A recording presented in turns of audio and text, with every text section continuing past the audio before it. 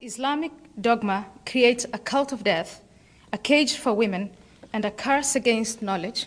Her words incite outrage, make her the target of constant death threats, and force her to travel with round-the-clock armed bodyguards. There is a threat from radical Islam that it is spreading, that people here are being really very complacent.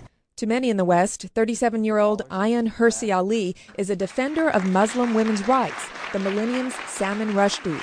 But to most of the Islamic world, she is an infidel. In her autobiography, Infidel, Hirsi Ali describes her childhood as a Muslim in Somalia, her escape from an arranged marriage, and her asylum in the Netherlands, where she rose to become a Dutch member of parliament.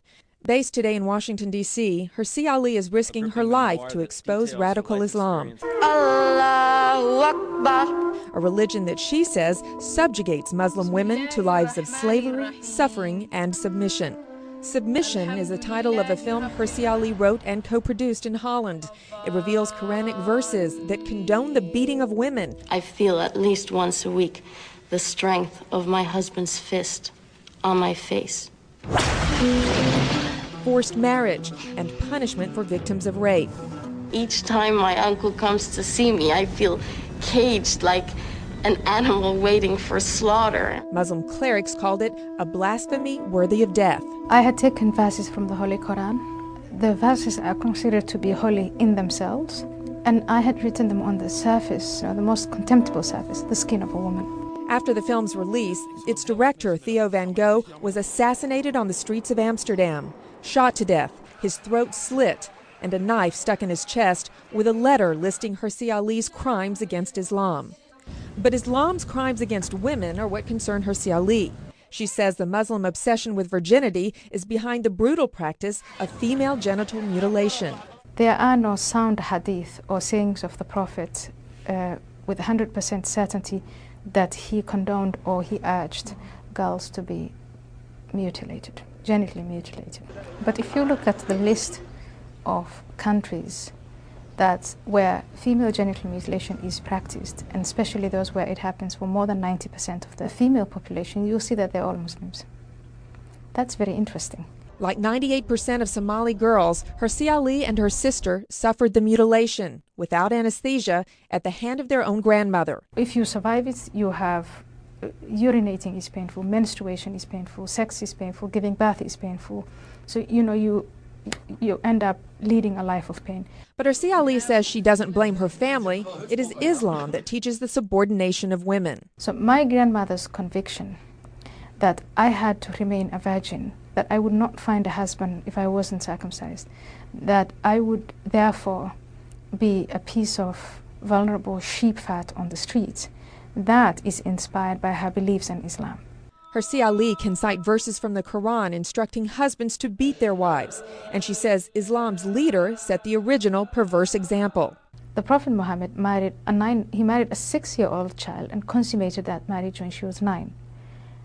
Child brides are rampant in Muslim countries. Though a small minority of Muslim women support her work, Hirsi Ali says most cannot or will not speak against the faith. There are many who fear change. When you run off and there's no system of protection. Hirsi Ali renounced Islam after 9/11. Her response to Osama bin Laden's calls for jihad, not rantings by radical elements who hijacked the religion, she says, but hostility rooted deep in the Quran. These infidels were now in Muslim land and they were shedding Muslim blood. And if you shed Muslim blood, all other Muslims are obligated to join in that war. Now, he was making all these quotations. He was getting them from the Prophet Muhammad. Hirsi Ali says that's a problem for Westerners like President Bush, who call Islam a great religion. I can disagree with President Bush and say he's wrong. He has no idea what he's saying. And he must prove that it's great.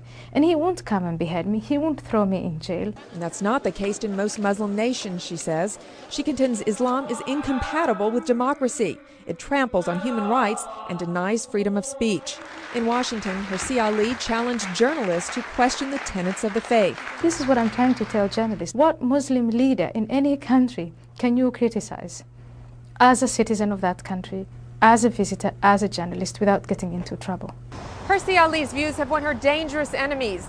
She says the threat of radical Islam is real. and she's urging Westerners to resist the culture that oppresses women and schools children in hatred, or the consequences could be severe. If we don't push back, then like Turkey, like the Turkish secular people, one day we will wake up to an Islamic reality, and that's not what I want.